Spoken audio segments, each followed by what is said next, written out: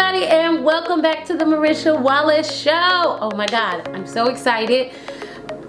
This has been a crazy week, but I definitely wanted to get right down to it. This is one of my top most asked questions that I get from people all the time. Is this your hair? Just kidding. No, my question that I get all the time is, how did you get started in the business? Now, this is a big question because there's so many layers to it. So let's just get right down to it. So I started singing in church when I was 5 years old. I sang my first solo in church and I forgot all the words.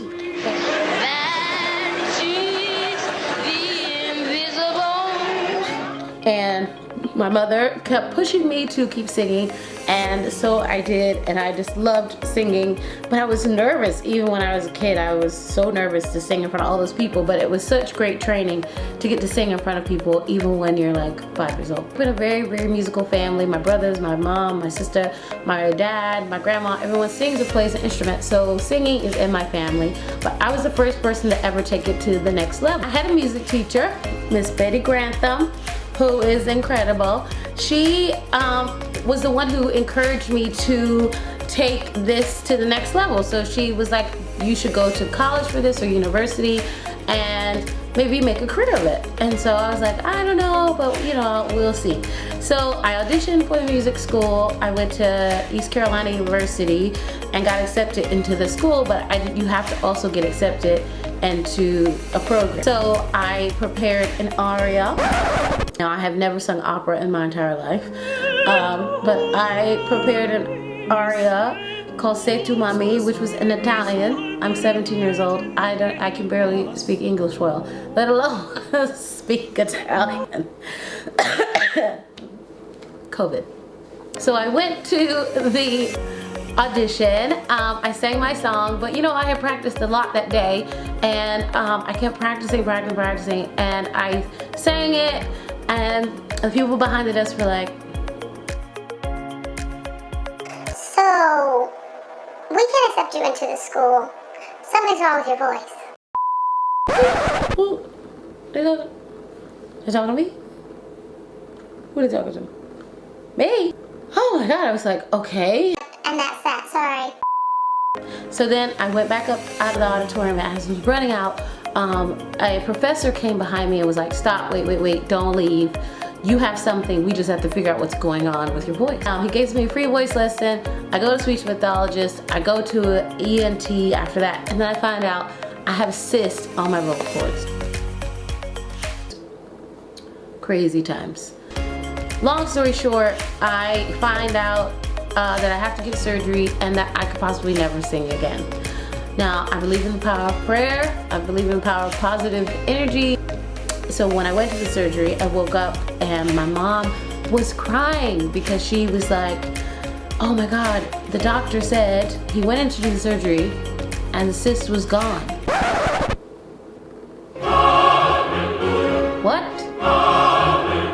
What?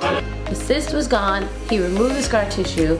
I went on vocal rest for 3 months and then started training right away with an opera singer at the school. I couldn't do the music program, which was why I was doing the opera song and all that, but they were like, do you want to do musical theater? And I said, okay. I had only known movie musicals at that time. I was really big into Broadway because I didn't live there and people didn't really take me. My high school teacher took me to my first Broadway show, which was a tour of Aida when I was in high school.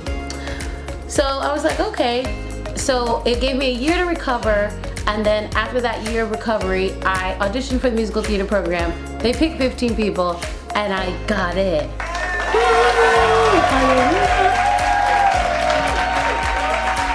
So I got into the school, and it was so exciting. And then it started my journey into musical theater. I also double majored with theater education because that's what my scholarship was paying for. So it was a lot. I was doing a lot of hours.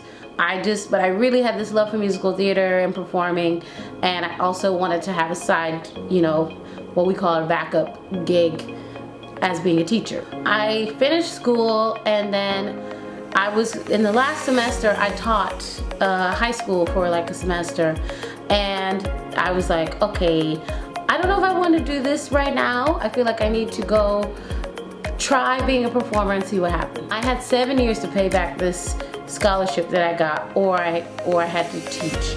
If I taught, I didn't have to pay back anything. But if I didn't teach, I had to pay it all back within 7 years.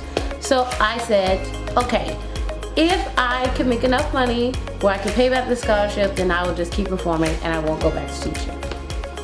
So I was under the gun. So I immediately started right away working. I worked in theme parks, I worked for cruise ships. My first job was at a theme park, Hershey Park, and then I worked for Holland America Cruise Line, and then I just started auditioning, and I worked at dinner theaters, worked for Broadway Palm Dinner Theater in Florida, and Mesa, Arizona, in Lancaster, Pennsylvania. I was doing musicals all around the country, anywhere people would pay me. Sometimes I would get paid a good amount, which was like $700 a week for like the theme park, which was really great. Right out of college, I thought I was rich.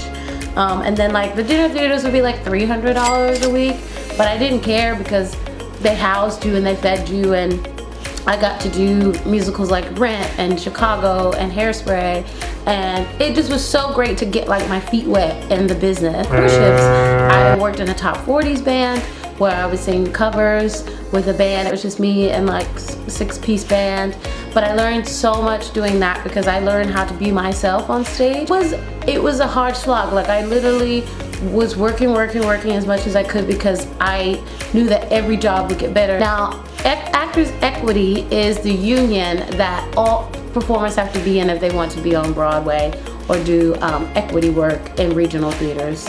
You get housing and pension and you get better pay. My first one was A Night with Janis Joplin. I played the understudy for the blues singer who had to play Odetta, Aretha Franklin, Nina Simone, gosh, you name it, I played it. I got my equity card, but it was the first time I ever had been a swing or was an ensemble cover, and it was really hard for me. Like, I was so used to being out front and being able to be, you know, have a big part, and this thing I was just doing like oohs and ahs, and then I went on 2 or 3 times for the role. And I remember being like, oh my God, is this all this is? This was supposed to be the best thing of my life, and I was crying, I was upset. And it was so crazy thinking about it now, because all those things, you have to go through those things to get to the big goal of doing the best thing that you want to do in your career. So I auditioned for Oklahoma, and because that was the next show after Janis Joplin. It was the first all-black Oklahoma, and in that show they asked me to play Ado Annie. So after, you know, being on the sidelines, then they asked me to do a lead role. So it was kind of like a good learning lesson that, you know, it's not gonna always go your way every single time. It's not gonna always be you know, the way that you dreamed or planned, but there's always a bigger plan. So I played Ado Annie in the first all-black Oklahoma, and I got an award for Best Supporting Actress, and I got to play with so many amazing Broadway stars who are on Broadway right now. So then after that, I went to an open call for Book of Mormon, and I had just gotten a new agent in New York, and this was my first time ever putting his name on my resume, and I take it to this open call. I get a call back, and I can't do the callback because I'm closing this Oklahoma. So my new agent got me back in, went in to the call, did a great job, got called back again to dance, did the dance really well, and that's where I met Casey Nicolau. We just get along like gangbusters right from the beginning. I could tell, you know how like when you audition and the person who's watching you is like really feeling what you're doing, and you're like, oh yeah, this is gonna be good. Get it all the way down to the finals. all the way down to the point where they were like, everyone take off your shoes, line up, we want to see what you look like together. That's when we knew, we were like, okay, somebody's gonna get Broadway, someone's gonna get the tour, someone's gonna get something. And then I found out the track on Broadway that was open, someone else got it. I was kind of upset. I was like, oh, well, I didn't get that, blah, blah, blah. And then a couple weeks later, I found out I got the tour.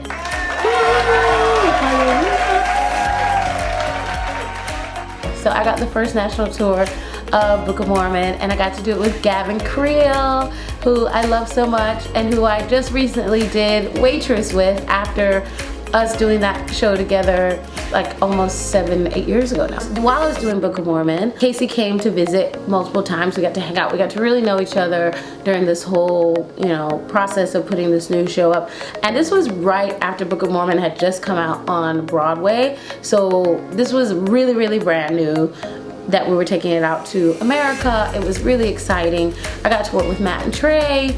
It was absolutely crazy. Casey comes to visit us in Boston, and we're having drinks, and he's like, do you like being in Book of Mormon? I was like, oh yeah, I mean, I love being in Book of Mormon. It's really cool. Is this a trick question? I love my job. I was just asking. I was like, cool. And then like 3 drinks later, he says, Do you want to be an Aladdin on Broadway? yes, I would love to be in Aladdin on Broadway.